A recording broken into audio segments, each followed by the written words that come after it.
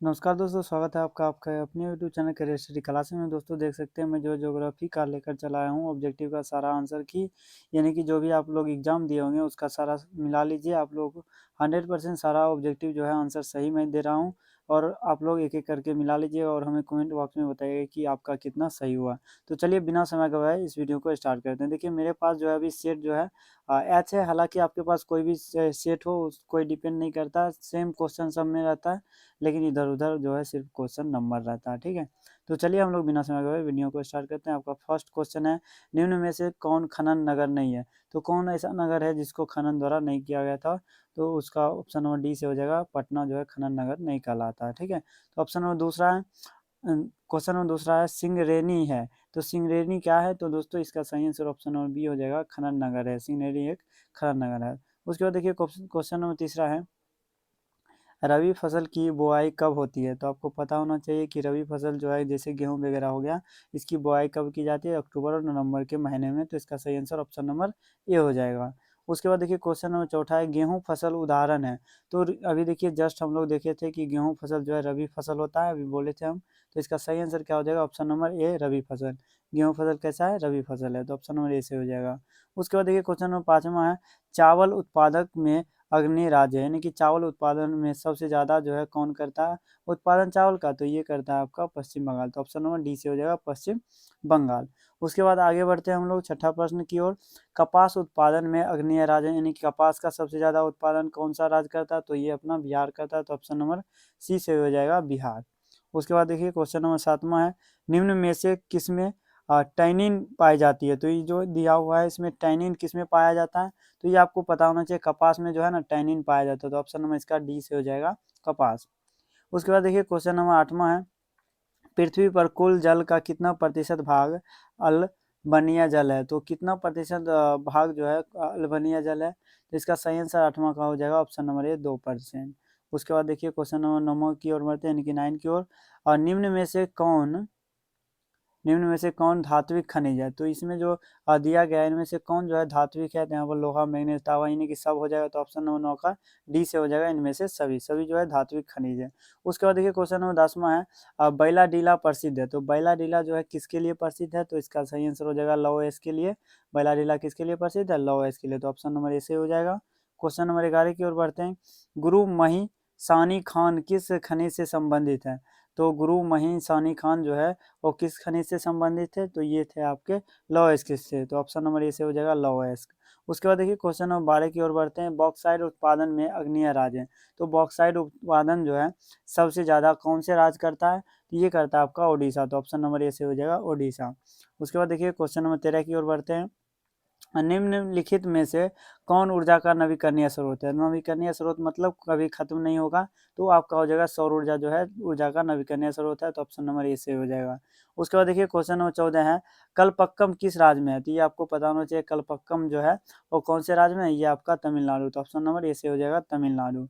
उसके बाद देखिए क्वेश्चन नंबर 15 है, राउरकेला इस्पात संयंत्र अवस्थित है। तो राउरकेला इस्पात संयंत्र जो है वो कहाँ अवस्थित है? तो ये भी ओडिशा में है। तो ऑप्शन नंबर इसका सी से हो जाएगा, ओडिशा में।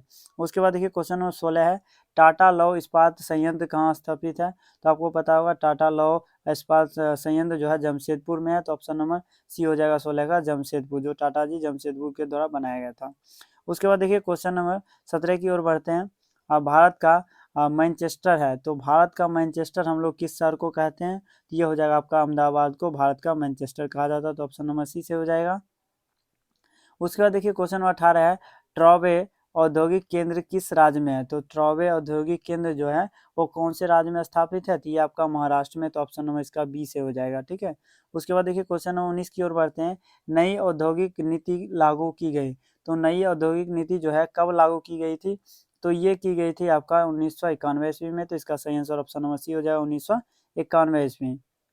उसके बाद देखिए क्वेश्चन नंबर 20वां है, पर्वतीय क्षेत्र विकास कार्यक्रम की शुरुआत किस पंचवर्षीय योजना में हुई? तो पर्वतीय क्षेत्र में जो विकास कार्यक्रम की शुरुआत हुई थी वो कौन से पंचवर्षीय योजना से हुई थी? तो ये हुई थी पांचवी से। तो ऑप्शन नंबर हो जाएगा सी से। उसके बाद देखिए क्वेश्चन नंबर 21 है, नीति आयोग की स्थापना कब हुई? अब नीति आयोग का स्थापना कब किया गया था? तो 2015 ईस्वी में। तो इसका सही आंसर ऑप्शन नंबर डी हो जाएगा, नीति आयोग का स्थापना 2015 में किया गया। क्वेश्चन नंबर 22 है पनपास कहाँ है? तो पनपास जो है वो कौन से देश में है? तो पनपास जो है आपका वो दक्षिण अफ्रीका में है। तो ऑप्शन नंबर ए से हो जाएगा दक्षिण अमेरिका में। तो ऑप्शन नंबर ए से हो जाएगा। क्वेश्चन नंबर 23 है बर्मिंघम कहाँ है? तो बर्मिंघम जो है वो कौन से देश में है? तो ये आपका जो है ग्रेट ब्रिटेन में है। तो ऑप्शन नंबर बी से हो जाएगा ग्रेट ब्रिटेन। उसके बाद देखिए क्वेश्चन नंबर 24 है कच्चा लोहा में मैग्नीज मिलाकर क्या बनाया जाता है? तो आपको पता होना चाहिए कच्चा लोहा में जब मैग्नीज बनाते हैं तो इस्पात बन जाता है। तो इसका सही आंसर ऑप्शन नंबर ये हो जाएगा। उसके बाद देखिए क्वेश्चन नंबर 25 है निम्नलिखित में से कौन तृतीयक क्रियाओं से संबंधित है? तो तृतीयक क्रिया किसको कहते हैं हम लोग? सेवा क्षेत्र को। तो इसका सही आंसर हो जाएगा ऑप्शन नंबर सी सेवा क्षेत्र, यानी कि सेवाएं जो है वो कहलाते तृतीयक। उसके बाद देखिए क्वेश्चन नंबर 26 है लाल कॉलर का संबंध है। तो लाल कॉलर का संबंध किससे है? तो लाल कॉलर का जो संबंध है प्राथमिक क्रिया से। तो ऑप्शन नंबर ए से हो जाएगा प्राथमिक क्रिया से। उसके बाद देखिए क्वेश्चन नंबर 27 है विश्व में सर्वप्रथम रेलगाड़ी कब चली? तो ये भारत में नहीं पूछ रहा है, ये विश्व में पूछ रहा है, ठीक है। तो ध्यान दीजिएगा विश्व में सबसे पहले जो है 1825 ईस्वी में चलाया गया था रेलगाड़ी। तो ऑप्शन नंबर ये हो जाएगा। उसके बाद देखिए क्वेश्चन नंबर 28 की ओर बढ़ते हैं। विश्व का संघनत्व रेल तंत्र पाया जाता है। तो विश्व का जो है ना सबसे ज़्यादा संघनत्व कहाँ है? मतलब सबसे ज़्यादा रेल तंत्र जो पाया जाता है वो एशिया में ही है। तो ऑप्शन नंबर बी से हो जाएगा। उसके बाद देखिए 29 प्रश्न की ओर बढ़ते हैं। 29वां नागपुर योजना संबंधित है। तो नागपुर योजना जो है वो किससे संबंधित है? तो नागपुर योजना आपका सड़क परिवहन से संबंधित है। तो ऑप्शन नंबर ए से हो जाएगा सड़क परिवहन से। उसके बाद देखिए क्वेश्चन नंबर 30 की ओर बढ़ते हैं। राष्ट्रीय राजमार्ग संख्या 1 का विस्तार है। तो राष्ट्रीय राजमार्ग संख्या 1 का विस्तार कहाँ है? इलाहाबाद से दलिया। तो इसका सही आंसर ऑप्शन नंबर ए हो जाएगा। उसके बाद देखिए क्वेश्चन नंबर 31 है हजीरा विजयपुर जगदीशपुर पाइपलाइन का हजीरा अवस्थित है। तो कहाँ में अवस्थित है ये? तो ये जो हो जाएगा आपका ये आपका 31 का सही आंसर ऑप्शन नंबर बी हो जाएगा उत्तर प्रदेश में, ठीक है। उसके बाद देखिए क्वेश्चन नंबर 32 की ओर बढ़ते हैं। कोंकण रेलवे का विस्तार किस राज्य में नहीं है? यहाँ पर बोल रहा है किस राज्य में नहीं है, ध्यान दीजिएगा। तो कोंकण रेलवे का विस्तार जो है कौन सा राज्य में नहीं है? तो ये आपका गुजरात में नहीं है। तो ऑप्शन नंबर ए से हो जाएगा। और उसके बाद देखिए क्वेश्चन नंबर 33 है भारतीय रेलवे की स्थापना कब हुई? तो इसमें पूछ रहा है भारत की रेलवे की स्थापना जो है 1853 में हुआ था। तो ऑप्शन नंबर सी से हो जाएगा 1853। उसके बाद देखिए क्वेश्चन नंबर 34 है इनसाइट का संबंध है। तो इनसाइट का संबंध किससे है?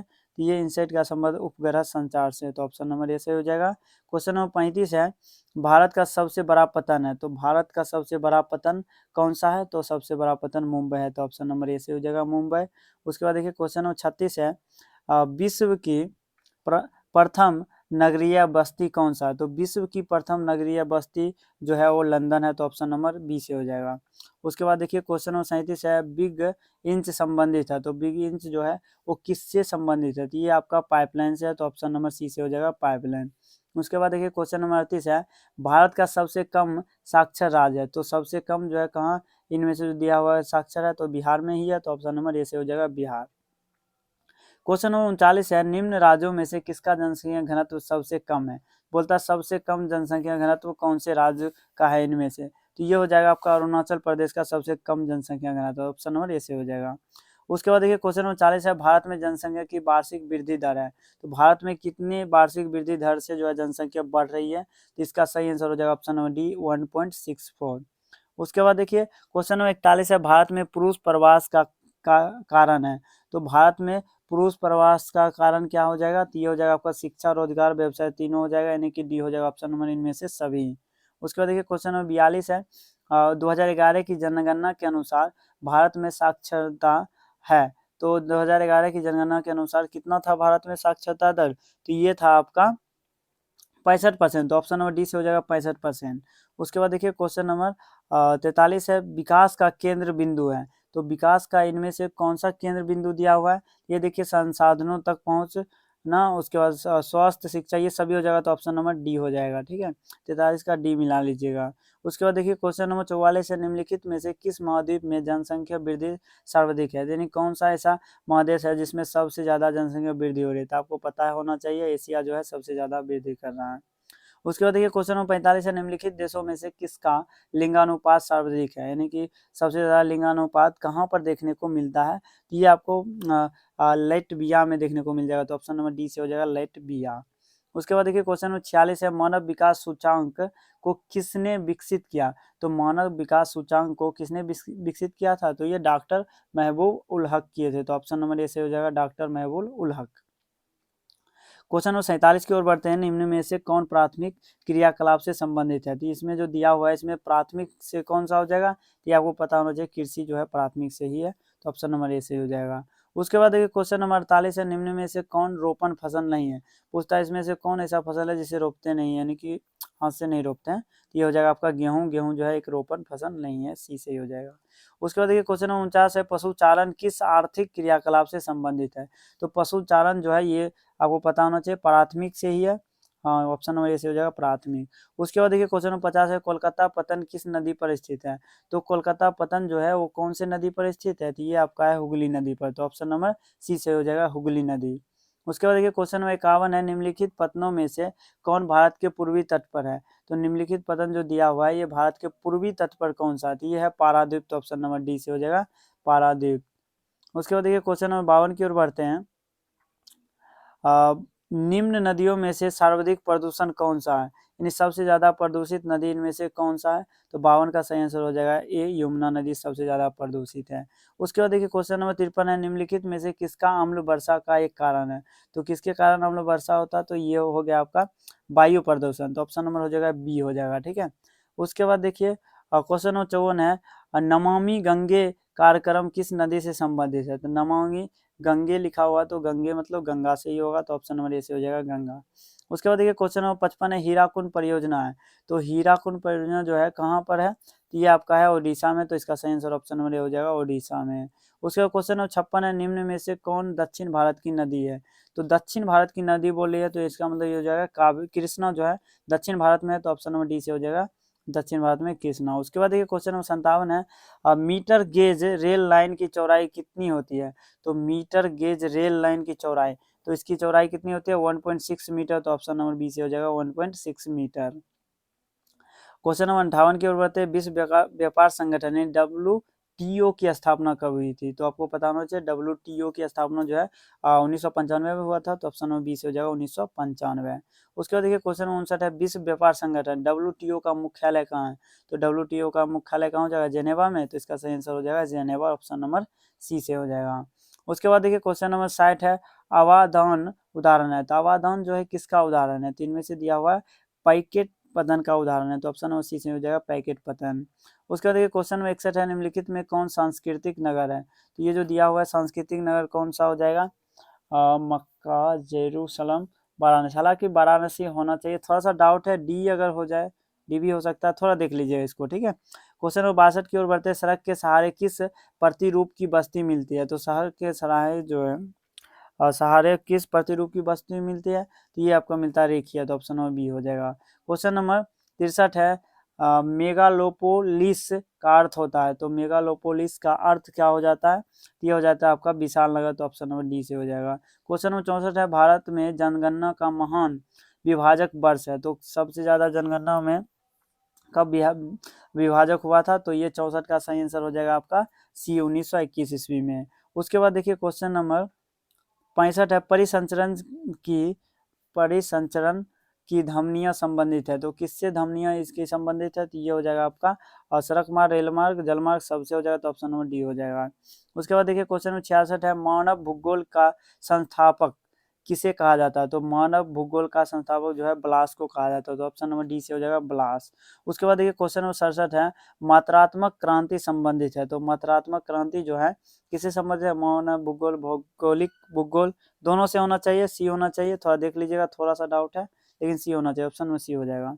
क्वेश्चन नंबर 68 है, विश्व में जनसंख्या की दृष्टि से भारत का स्थान। तो भारत का स्थान जो है अभी तो आपको पता होगा कि पहला स्थान है। लेकिन अगर ये पहले किताब की बात की जाए तो ये दूसरा था। तो इसका सही आंसर हो जाएगा ऑप्शन नंबर बी, दूसरा। अभी जो है जस्ट बना है पहला स्थान। तो आप देख लीजिएगा उसके अनुसार कौन सा आपको लगाना है। प्रवासी जो नए स्थान पर जाते हैं कहलाते हैं, तो उसे क्या हम लोग कहते हैं? तो ये दोनों जगह सी से हो जाएगा।